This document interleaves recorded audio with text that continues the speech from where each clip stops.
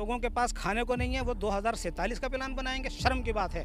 हम सऊदी की और इन देशों की जिनकी आप बात करते हैं ना, 63-64 देशों की बात नहीं करते, हम अपने भारत की बात करते हैं। और हमारा भारत एक वो वाहिद मुल्क है कि जो सबसे खूबसूरत इसलिए हुआ कि यहाँ पे हिंदू, मुस्लिम और सारी जातियों के लोग खुशी से रहते हैं और रहते थे और रहते रहेंगे। लेकिन मैं वो भारत जानता था जो 2014 से पहले था।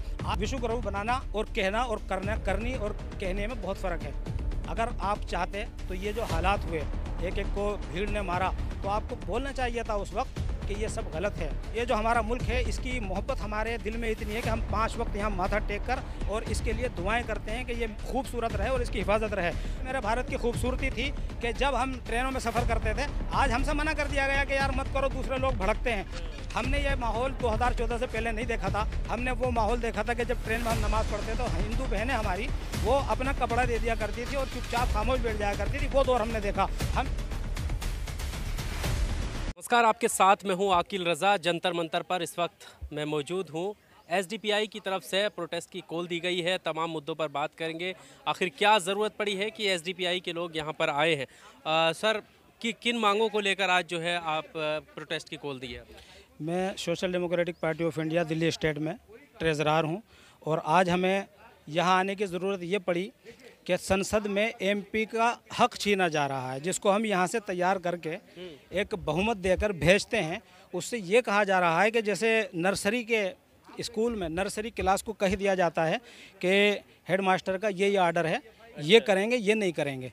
तो इस पर हमें बहुत आपत्ति है, क्योंकि अभिव्यक्ति की आज़ादी पर जब गदगन लगेगी तो एसडीपीआई या तो संसद में या सड़क पर एहतिजाज करेगी। हम ये चाहते हैं कि जो बोलने की आज़ादी है, चाहे वो मीडिया के लोगों को हो, अपना सवाल करने की आज़ादी, और उसको बाकी रहना चाहिए, क्योंकि हमारा भारत 4 सुतून पर खड़ा हुआ है। उसमें नंबर 1 संसद आता है, जिसका काम है कि वो आवाम के लिए, यानी आवाम के लिए उसको काम करना है, और ये कर रहे हैं सरकार के लिए। इसी में मीडिया भी आता है, पुलिस प्रशासन भी आता है, और नगर पालिका अदालतें भी आती हैं। और चौथा स्तंभ है मीडिया का, जिसमें यह है कि वो आज़ाद है, वो चाहे प्रधानमंत्री की गलतियाँ गिनवाए। अब ये नहीं कर सकते। अब होगा ये कि जो संसद में आपको इजाज़त होगी बोलने की, उन वर्डों को आप बोलेंगे, बाकी वर्डों को नहीं बोल सकते। जैसे आज तक जितने हिटलर्स जैसे लोग गुजरे, उन सब का एक रिकॉर्ड है, उनको दुनिया थू करती है। आने वाले वक्त में हमारे जो लोग हैं, जिन्होंने पब्लिक का, आवाम का गला घोटने का काम किया, पुलिस प्रशासन को दबाया, जज तक ये कह चुके कि हम जो है अदालतें आज़ाद नहीं हैं। तो आज हम इसलिए रोडों पर आए हैं कि आवाम को बता दें कि सरकार का जो काम है, यानी आवाम की सहूलतें दस्तयाब करना। आज का दौर ऐसा है कि बाढ़ आ रही है जगह जगह, लेकिन उस पर कोई ध्यान नहीं है। और जब भी इनको अपना सदर पेश करना होता है, यानी बजट पेश करना होता है, उससे पहले कोई ना कोई ऐसा हादसा हो जाता है कि पूरे आवाम की निगाहें उधर चली जाती हैं। चाहे वो फौज पर हमला हो, चाहे वो कहीं और किसी की शान पे हमला हो, चाहे पूरे दिन मीडिया क्या दिखा रहा है, सुष्मिता सेन के साथ ललित मोदी की तस्वीरें, और लोग उसको देखने के लिए यहाँ पे नहीं। ये भी तो दिखाया जा रहा है कि साजिश रची जा रही है कि कैसे इस देश को इस्लामिक राष्ट्र बनाया जाए। आप दिखाएं इस चीज़ को, आप क्लियर करें, क्योंकि कुछ आप भी जानते हैं, एक वर्ड है गोदी मीडिया, मोदी मीडिया। ये सब जो है दफ्तरों में बैठकर एक साजिश ये रच रहे हैं अवाम के खिलाफ। जिन लोगों के पास खाने को नहीं है, वो 2047 का प्लान बनाएंगे। शर्म की बात है। हमारा एसडीपीआई का ये मानना है कि हम पूरे मुल्क को एक खूबसूरत जमहूरियत के तौर पर देखना चाहते हैं, और जमहूरियत के मायने ये होते हैं, हम सऊदी की और इन देशों की जिनकी आप बात करते हैं ना, 63-64 देशों की बात नहीं करते, हम अपने भारत की बात करते हैं। और हमारा भारत एक वो वाहिद मुल्क है कि जो सबसे खूबसूरत इसलिए हुआ कि यहाँ पे हिंदू, मुस्लिम और सारी जातियों के लोग खुशी से रहते हैं और रहते थे और रहते रहेंगे। लेकिन मैं वो भारत जानता था जो 2014 से पहले था। आज का 2014 का जो भारत बना है, उसमें मुस्लिम, हिंदू, सिख और क्या क्या इन्होंने आलापना आलपी, और उसमें मीडिया का किरदार बहुत ख़तरनाक और बहुत साजिशी है। पीएफआई के रोल को जिस तरह से देखा जा रहा है, क्या कहना चाहते हैं इस पे? देखिए, यहाँ पे तो हम रोल को राष्ट्रीय सेवक संघ के भी देख रहे हैं। राष्ट्रीय सेवक संघ जब कोई भी प्रोग्राम करता है तो नंगी तलवारें लहराते हुए आप लोग दिखाते हैं। गोदी मीडिया पे मुझे भरोसा नहीं, यूट्यूब पर आप हजरात दिखाते हैं। लेकिन जो हमारा अधिकार है, जब हम पे हमला हो जाए तो सेल्फ डिफेंस के लिए जो हमें चीज़ें करनी है, अगर वो चीज़ें कर रहे हैं तो उनके पास अपने पास से ले जाकर चाकू दिखाए जा रहे हैं। और ये कहा जा रहा है, ये जो तंजीम का नाम आपने लिया, ये वो तंजीम है जिसको हमने देखा कि इसने मुर्दों को अंतिम संस्कार किया लॉकडाउन में। यही वो लोग थे जो सड़कों पर बैठकर, जब सरकारें बिल्कुल आंख मीच के बैठ गई थी, ऐसा लगता था कि भारत की सरकार ख़त्म हो गई हो, उस वक्त ये लोग थे जो गाड़ियों पर रोक रोक कर लोगों को खाना और पानी पिलाने का काम कर रहे थे। रमज़ान शरीफ का महीना था और ये लोग भूखे रहते थे और दूसरों को खिलाते थे। आवाम को गुमराह करना बंद कर दें। और मैं अपील करूँगा, हाथ जोड़ के अपील करूँगा मीडिया से कि मीडिया एक स्तंभ है, एक खंबा है मुल्क का, 4 सुतूनों में से एक सुतून है। आप खबरें वो दिखाइए जो आवाम की खबरें सरकार को पहुंचे और सरकार उस पर काम करे। होता यह है कि अब बजट पेश होने वाला है, बजट की तरफ से आपका जहन बिल्कुल हटा दिया गया और चारों तरफ से आपका जहन ला के रख दिया गया वो जो मीडिया दिखाएगा। कुछ हमारे अंदर भी कॉमन सेंस होना चाहिए और एक दिमाग होना चाहिए जो ये अंदाज़ा लगाए कि ये लोग कौन हैं जिन पर इल्ज़ाम लगाया जा रहा है। क्या मुल्क की आज़ादी में हमारा हिस्सा नहीं था? भरपूर हिस्सा था। आज मुल्क को सऊदी बनाने की कोशिश की जा रही है और ये लोग कर रहे हैं जो मौजूदा सरकार में हैं। हम नहीं चाहते, हम सऊदीया की हुकूमत, दुबई की हुकूमत, इन सब को कठपुतली मानते हैं जो चंद लोगों के हाथ में होती है। ये हुकूमत वो है कि आपको जब ये बनाकर भेजें तो आप कहो कि मैं खादिम हूँ, हिंदुस्तानी अवाम का, भारत की अवाम का, पब्लिक का मैं खादिम हूँ। हर प्रधानमंत्री हो, चाहे एमपी हो, चाहे काउंसलर हो, चाहे जो भी हो, उसको ये समझ लेना चाहिए कि तुम्हें हमने बनाकर भेजा है तो अपने काम के लिए भेजा है। भारत को खूबसूरत बनाइए, ना कि साजिशें रचें वहाँ पर और ख़ुद हमारे गले पर छुरी रखने का आप काम कर रहे हैं।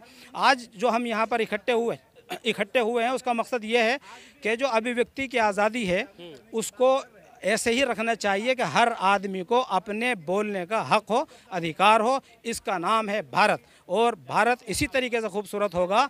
कोई जब जहाँ बोलने का अधिकार होता है तो खूबसूरती जब आती है उसको कहते हैं जमहूरियत। और ये जमहूरियत हर जगह नहीं है, सिर्फ हमारा भारत नंबर 1 मुल्क है जो अपनी जमहूरियत की वजह से पहचाना जाता है। और अगर हम इस आपस की उधड़ बूंद को, टांग खींचने को छोड़कर आबादी को हम उसके काम के लिए इस्तेमाल करें तो मुझे पता है कि हमारा एक एक नौजवान ऐसा है कि वो साइंसदान भी है और वो आपको एक एक चीज़ बना कर देगा, लेकिन आप उसको आने का मौका दें, उस पर उसको मुजरिम करार न दें। मोदी जी भी तो, अब जैसा आपने कहा कि ऐसा वाहिद मुल्क है, मोदी जी भी तो इसको विश्व गुरु बनाने की तरफ बढ़ रहे हैं। विश्व गुरु बनाना और कहना और करनी और कहने में बहुत फ़र्क है। अगर आप चाहते तो ये जो हालात हुए, एक एक को भीड़ ने मारा, तो आपको बोलना चाहिए था उस वक्त कि ये सब गलत है। कभी हिंदू का मौका लगता है हिंदू मुसलमान को मार देता है, मुसलमान का मौका लगता है हिंदू मार देता है। ये बदले की भावना जो है ये मुल्क को सुपर पावर बनने से रोक रही है। और सुपर पावर तो हमारा मुल्क था, अंग्रेज़ों ने सोने की चिड़िया कहकर ही तो यहाँ पर हमला किया था। और मैं ये चाहता हूँ कि हमारा मुल्क इस वक्त निर्यात पर ध्यान दे और जो यानी एक आमद और रफ्त चीज़ होती है, जो चीज़ें हमारे यहाँ से बाहर जानी चाहिए थी उन चीज़ों को रोक दिया गया। एक आइटम जो 250 रुपये की होती थी आज वो 20 रुपये में भी कोई ख़रीदने को तैयार नहीं है। इशारा आप समझ गए होंगे।